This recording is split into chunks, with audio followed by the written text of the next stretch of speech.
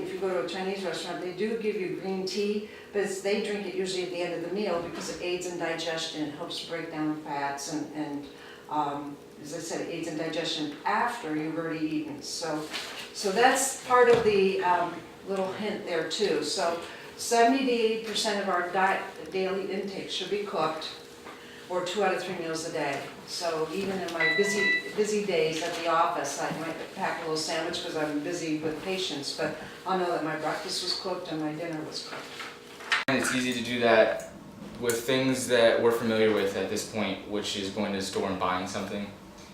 You can get to the point where you're completely self-sustainable, where you have a little homestead and you're producing most of the things you use down to your clothes and all that kind of stuff. But so just starting off with things we're familiar with, going to the store and buying a product.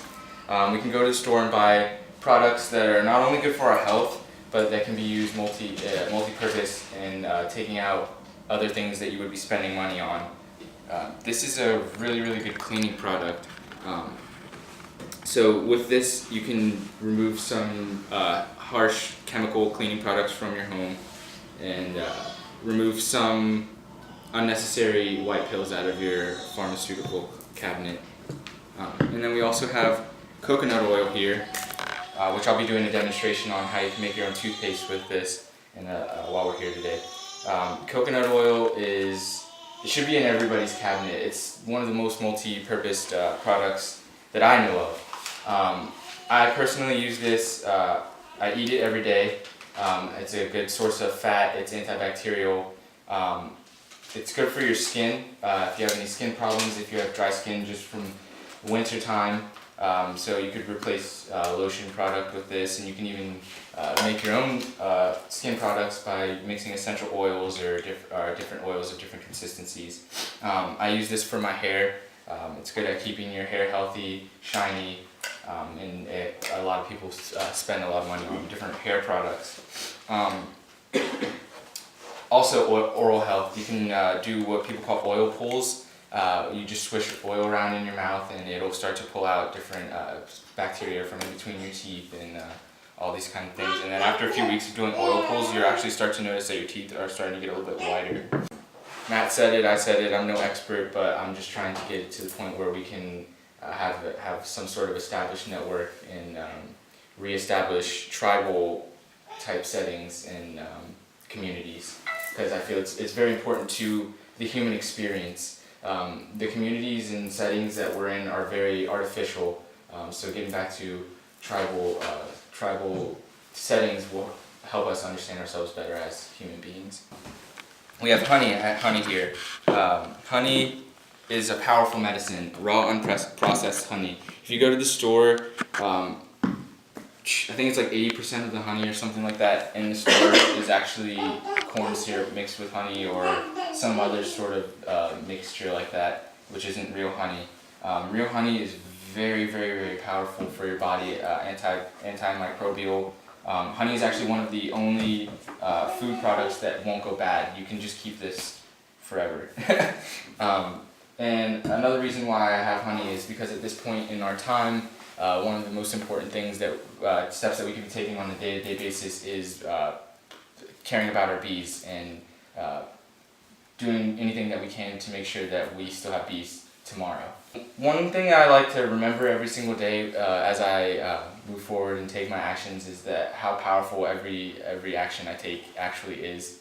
A lot of us tend to feel insignificant, especially with as many people as there are on the planet, or learning all about space when you're young and realizing that we're just this little small planet and all this kind of stuff. So people kind of get to this feeling where, get to this idea where they think that nothing they do matters or even their life matters, but everything we do makes a significant impact. So just something as simple as buying this honey shows that there's a demand for the honey, keeps the bees in our local area. So both of these come from Gardner's, Pennsylvania, supporting a local farm.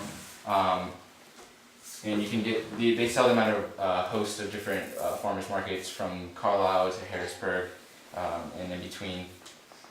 This here is bee pollen. I don't know if any of you guys got to try it with your food or anything like that. It can be sprinkled on salads, you can put it in your smoothies. There's a bunch of different ways to take this. Bee pollen is basically the local pollen from all of the flowers and plants that your bees stopped at in your area. This is very, very powerful medicine, but not only that, it's a whole food source. This bee pollen contains all of the essential vitamins and minerals for a human body to regenerate itself, as well as sometimes it'll have all of the amino acids and sometimes it'll have a few less, just depending on which plants they stopped at. So very, very powerful. I think everybody should have this in your house. It could replace a multivitamin or something like that, if taken regularly. And it's also from the same place, so I feel like it has an amplifying effect when I'm taking the honey as well as the bee pollen.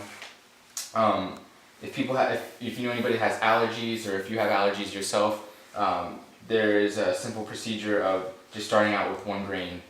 Take 1 granule and dissolve it on your tongue, and then do that, and then start adding up the grains until you get to a spoonful, and then after you start taking a spoonful every day, you'll notice that you don't have any more allergic reactions. It doesn't taste like anything, or sometimes it'll taste salty, but it's easily remedied by a few drips of peppermint oil, maybe some cinnamon oil, whatever oils you're interested in. People can get a little funky, put whatever in there. So what we're doing next is we're getting about 2-3 tablespoons of coconut oil, and we just want this. The baking soda helps this oil get to a pasty consistency that we're familiar with. A lot of things like lathering ourselves with soap in the bath or a shower where it gets all frothy with soap. It's just kind of things that aren't natural that we've just become very, very, I don't know the word. Yeah, very accustomed to. With a lot of these natural soaps and things like that, the reason that soaps actually lather and make bubbles like that is because of sulfates.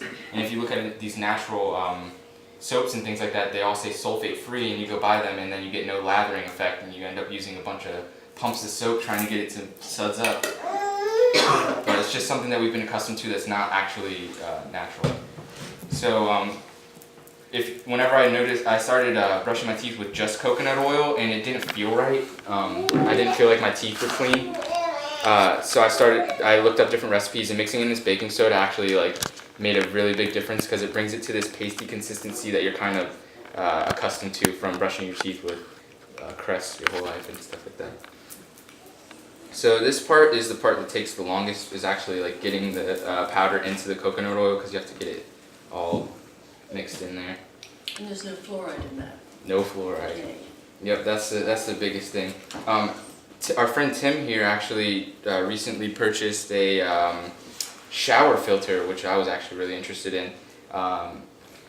The number one, I don't care about floor stuff. Nobody else has to use it but me. The number one contaminant in tap water is toilet paper. So that's always fun to think about when you're brushing your teeth or taking a shower. Yeah, so Tim actually just bought this shower filter thing I was actually really interested in. It's about $100, but it's very, very worth it. It's just like a Brita filter or something, like detoxifying properties. It's very porous. Carbon, it's just pure carbon, has a lot of crevices in it. So when it enters in your body, it absorbs a lot of things, and then it helps you pass them. But besides that, just like I was saying, how it's porous, when you brush your teeth with it, it pulls things out of your teeth. So after a few weeks, a month or so of using it, you'll start to notice a few shades of difference in your teeth. So I actually just started adding this about 2 weeks ago, and I'm going to continue to add this into all my toothpaste from now on for the whitening purposes. Baking soda has cleaning purposes and cleaning properties as well as whitening properties, but this just adds on to it. So what we're doing is adding just about a teaspoon in here. Where do you get that? You can get this online. You can actually make it yourself. Okay. Yeah. Who asked you? Yeah. I'm gonna start making some. Oh yeah. But the best place to get it is just online for now. Okay. Yeah, it's really easy to make. You have to learn how to burn organic material without burning it into ash. It just has to be char, and then you just crush it. But that's the hardest part, is actually crushing it to the point where it's fine, because you don't want to like have chunks of stuff when you're brushing your teeth, or even if you're gonna drink it. Oh yeah. Also, if anybody wants to try apple cider vinegar, you can try some of that.